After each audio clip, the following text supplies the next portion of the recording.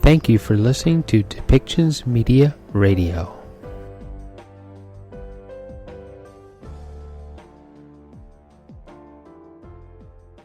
Thank you for joining us this afternoon. I'm Jennifer Whiteside, BC's Minister of Education, and I am here on the traditional territory of the Musqueam, Squamish, and Tsleil-Waututh people. And with me is Dr. Reka Gustafson, BC's Deputy Provincial Health Officer. We're here this afternoon to answer questions about recent notifications regarding the UK variant of COVID-19 in schools in the Fraser Health region.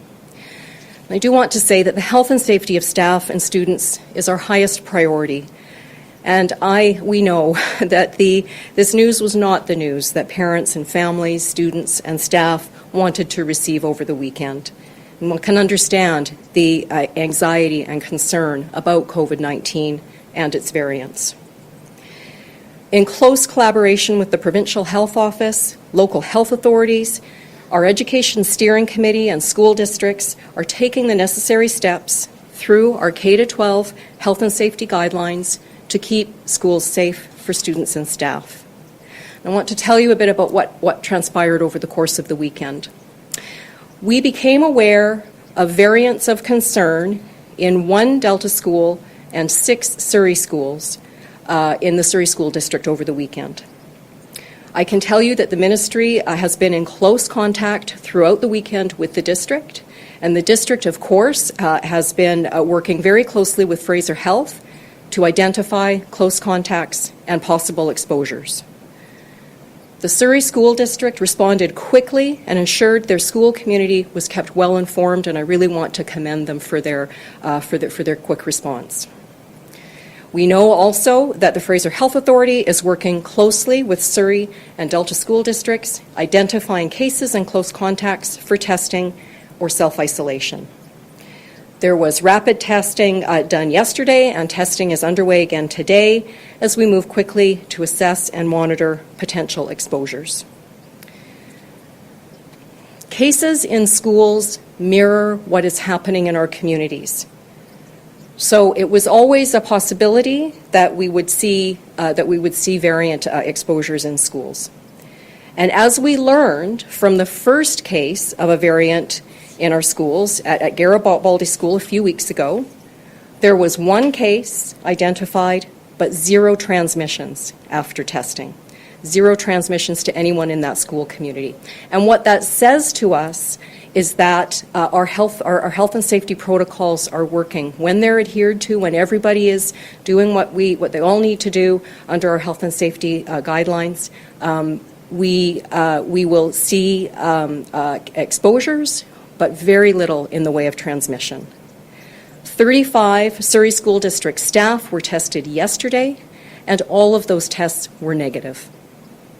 COVID is a global pandemic, a worldwide challenge, and with the guidance of our provincial health officer, our local health authorities, we are navigating the situation as safely as we can. I'd like to turn it over to Dr. Gustafson for a moment to just provide a bit more detail with respect to the testing that's happening right now.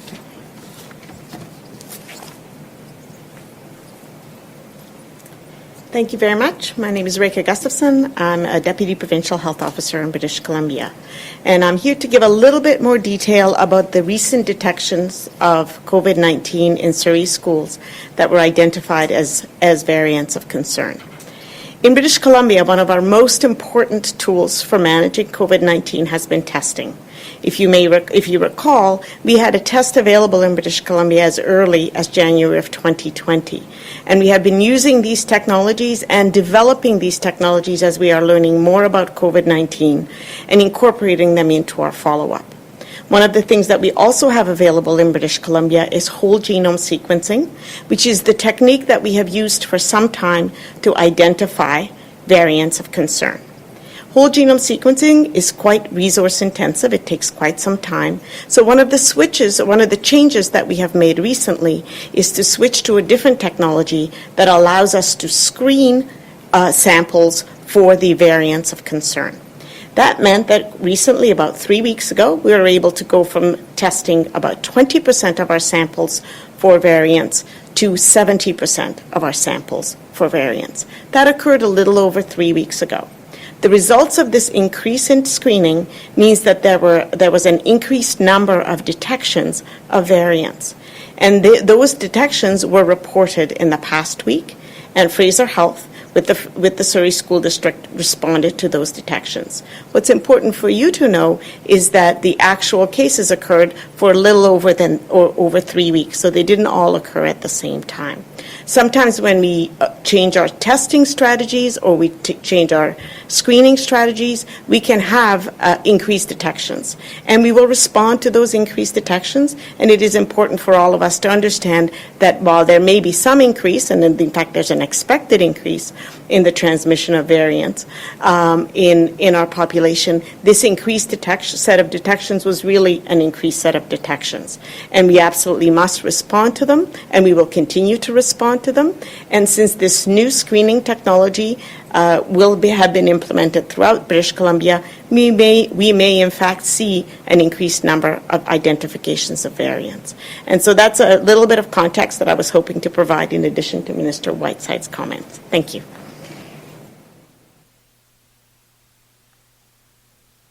Thank you very much, Dr. Gustafson. And I think we're ready for questions now. Yes, thank you, Minister. As a reminder to everybody on the phone line, please press star 1 to enter the queue. You will be limited to one question and one follow-up only. I would also ask that you please take your phones off mute. You are not audible until your name is called. First question today is from Richard Zussman, Global News.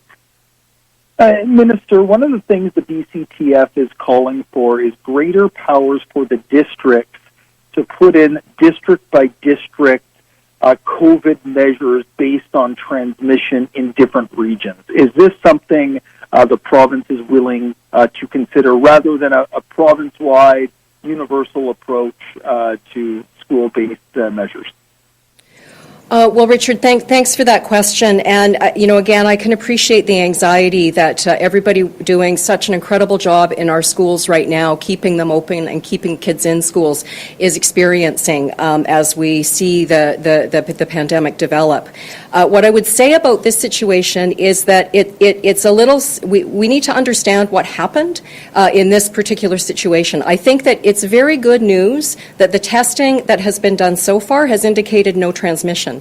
And really what that tells us is that our safety plans are working. And I think that we need to make changes if we're going to make changes based on evidence. And at the moment, we need to let this process unfold and find out precisely what happened. I think before we have enough information really to go on with respect to what happened. Richard, do you have a follow-up?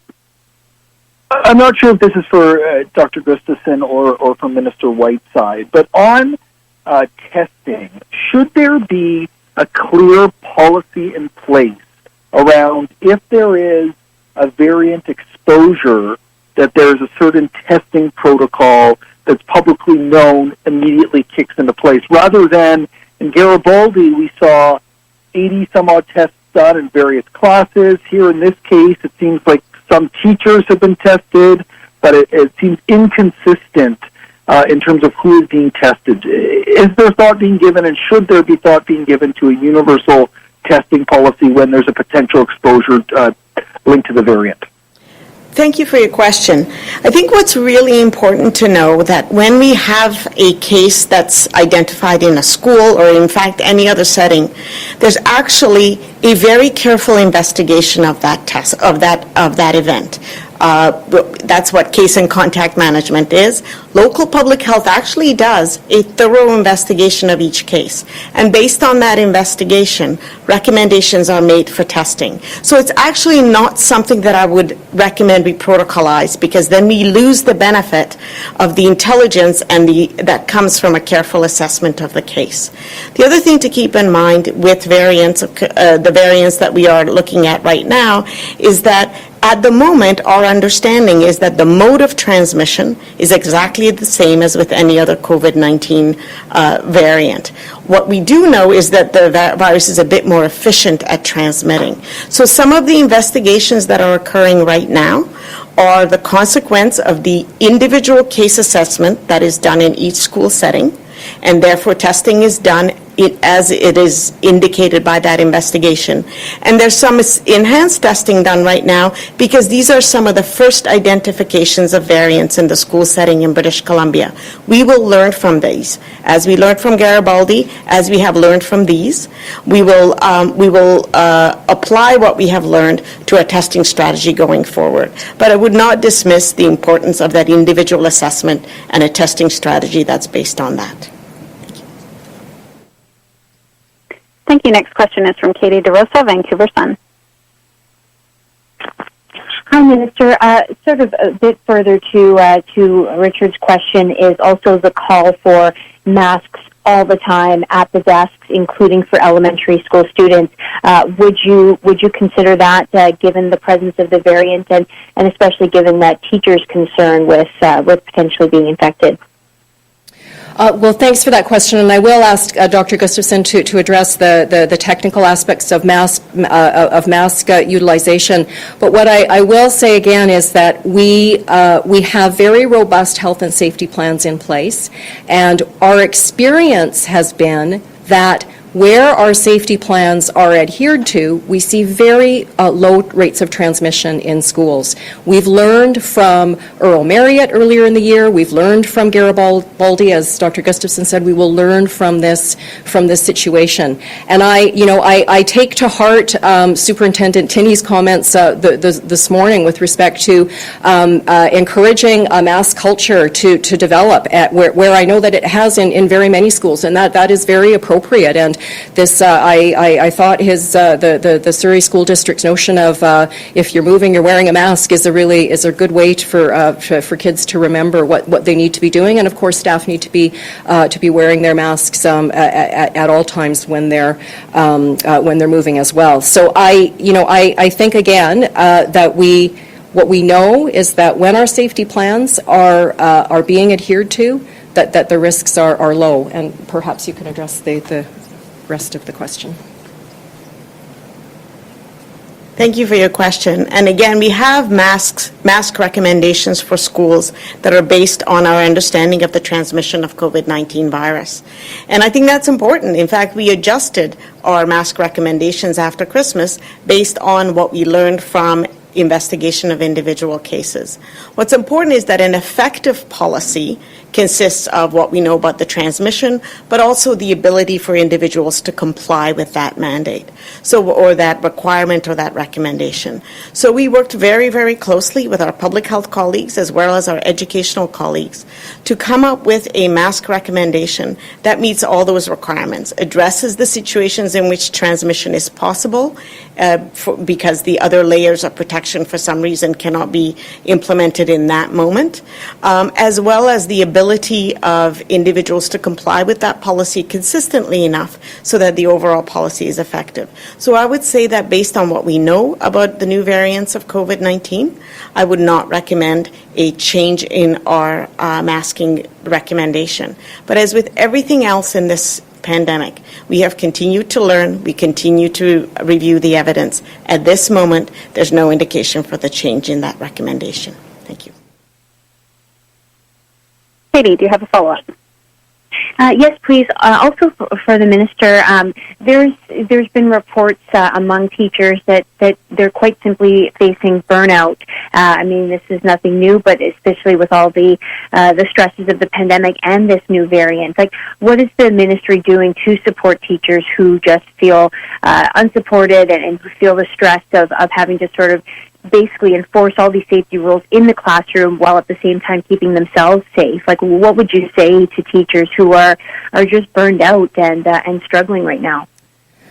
That is such an important question, and it is such an important issue, and that we are working with our education partners on with respect to really trying to build in some more supports for mental health of everybody who's in our schools right now. It's I am very aware that educators and staff in schools didn't expect to find themselves on the front lines of a pandemic. Of course, nobody did when we think back to where we were at this time last year. So we we have a health and safety working group of our provincial steering committee. That is one of the concerns that they are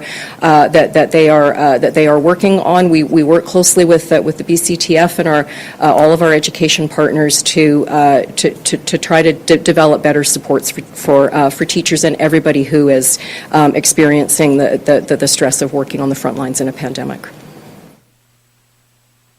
Next question is from Zara Premji, CBC. Hi there, thank you. I think this question would actually probably go to both of you. What exactly is stopping school districts from going above and beyond provincial protocols? Because they say they cannot make changes unless you're going to do that at the provincial level. So could they step up measures like mask wearing in elementary schools if they deem it necessary without your direct mandate and approval? Thanks for that question. And to clarify how our health and safety guidelines came into place, we worked very closely again with all of the people who work across our schools, our administrators, trustees, parents, our the Indigenous rights holder partner groups with which we work last summer to develop the Safe Restart Plan, because we all understood and we all agreed that providing maximizing in-class instruction for kids is absolutely critical, not only for the learning that kids receive at school, but for all of the other supports, whether it's meal programs or mental health supports that they receive through school. So that is a fundamental societal value, and it's a fundamental necessity to help us get through this pandemic. And that restart plan is supported by the guidelines developed by the provincial health officer with respect to how we can operate schools safely. We have taken that framework and applied it to written education guidelines that are consistent with what the provincial health officer has set out. And so, it is not that we're operating on those guidelines. It's not the case that without direction from the provincial health officer, we would take a different tact, because the provincial we have relied on our public health leadership to guide us through this pandemic based on science and based on the evidence.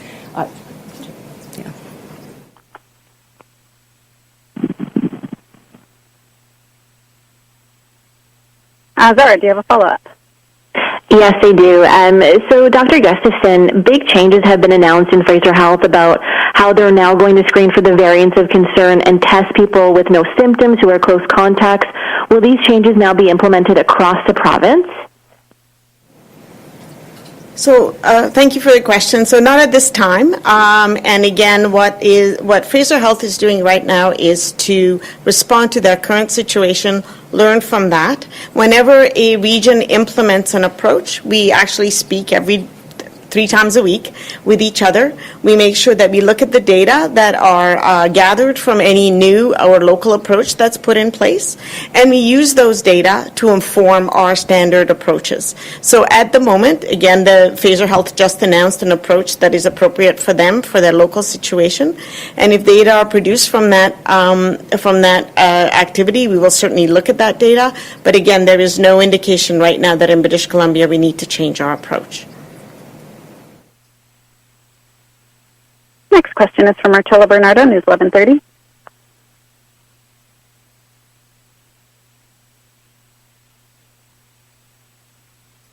Marcella, are you there? Sorry. Hi, Dr. Gustafson. Hi, I'm there. Hello. Hi. Can you hear me now? Go ahead. Hi, sorry. Dr. Gustafson, if you could just elaborate on why not let people get tested when they want to get tested. Last week you alluded that if somebody wants to get tested, they can just walk in and get tested. But we're hearing from many people who say that even though they've had contact with someone who's tested positive, they're still being advised, don't get tested. So in British Columbia, we recommend testing for anybody with symptoms. So if somebody goes and says, I've been exposed to COVID-19, and they don't have any symptoms, then my clinical advice to them, and probably the advice of somebody, or public health advice, and probably the advice of anybody who understands disease transmission, would be that a test is not recommended because it's not going to change management. In all areas of medicine, We recommend a test if that test is going to change what you do. If you know you've been exposed to COVID-19 and you're a close contact, you're going to be asked to isolate at home for 14 days. A test on day 5, 6, 7, 8 isn't going to change that. And the other thing is that if you are being asked to self-isolate, and this is one of the concerns that we have actually, is that if you are being asked to self-isolate and then you get a test and that test is negative, we are actually quite concerned that people will misunderstand that and perhaps think that their isolation period is over, and it's absolutely not. So one of the things that our guidelines reflect is when will the test, negative or positive, actually give you useful piece of information in order to actually change what you're doing or change what your doctor will be doing for you. So the recommendation is not to be tested if you don't have symptoms, because it really doesn't change anything in how you should behave. There are certain situations where or certain jurisdictions that have incorporated testing into their contact management. We have not done so in British Columbia. We're still asking individuals to either self-monitor or self-isolate for 14 days after they've been exposed to COVID-19. Marcella, do you have a follow-up? I do. This is actually for both Minister Whiteside and Dr. Gustafson, because we're hearing from schools in Abbotsford where concerns about ventilation being bad led to them opening their windows, and now some of those windows have been closed or hammered shut, and that's a safety risk. So just checking to see with you what's being done now to ensure that if a teacher wants to open a window, they're not going to be restricted from doing that if they consider that a way to ventilate their classroom.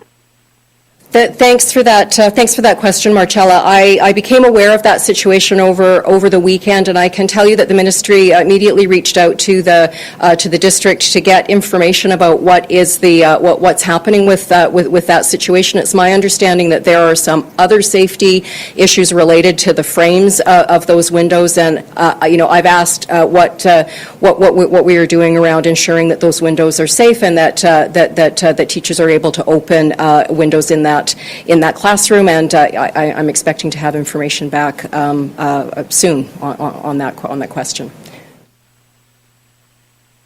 We have time for one more question this afternoon, and that comes from Shannon Patterson. Hi, it's Dr. Gustafson. The only thing I would add to that is that good ventilation is part of the layers of protection that we have to prevent COVID-19 transmission. I would like to again return to the fact that the safety plans that we have in the schools in British Columbia have been extremely effective, and there's been very little transmission in schools. Again, we inform people when there is a case so that they are able to take precautions, and we can do follow-up. And absolutely, ventilation is part of the layers of protection. But I would also just like to say that in general, because those layers of protection are working, I do not see a specific concern about ventilation in schools. Thank you. Okay, Shannon Patterson, CTV. Oh, hi. First question is for Minister Whiteside. It's actually going right back to Richard's very first question, so I didn't feel like I got a clear answer. The BCTF is asking why can't individual districts be given the ability to ramp up their health and safety protocols if they're seeing problems like we're now seeing in Surrey. What Minister Whiteside said is you'd let this process unfold to find out what happened. Does that mean that this might be something that could be allowed, that there could be a scenario in which whatever the test results are would make you think that, yes, maybe districts should have the ability to individualize their plans? What I'm saying is that what we have learned over the course of the pandemic has informed how we have updated our safety guidelines. For example, what we learned over the course of the fall and through Earl Marriott with respect to physical education classes, with respect to ensuring that that students and staff don't come to or are doing the self-assessment every morning and don't come to school ill. Those are as we learn from those, we have updated the safety guidelines to ensure that we're very explicit about those issues, and we do that in collaboration with and under the direction of the provincial health officer and in collaboration with all of our partners. So this situation is no different. We will learn from this situation, and if it is necessary to update the safety guidelines, that is a question that we are constantly looking at. Shannon, do you have a follow-up? Yeah, this is for a colleague, and it's for Dr. Gustafson. Can you tell us when we can expect to hear those who are 80 years old and above to hear about pre-registration for their vaccines? It's supposed to start in just a couple of weeks, but we haven't heard anything about how they're going to register. So will we learn something this week, next week? So I'm actually not sure when the announcement is going to happen. We're certainly working on it, and we expect to be able to give you information in the next couple of weeks, but I don't have an exact date on that. That's all the time we have this afternoon. Thank you for joining us. This show has been produced by Depictions Media.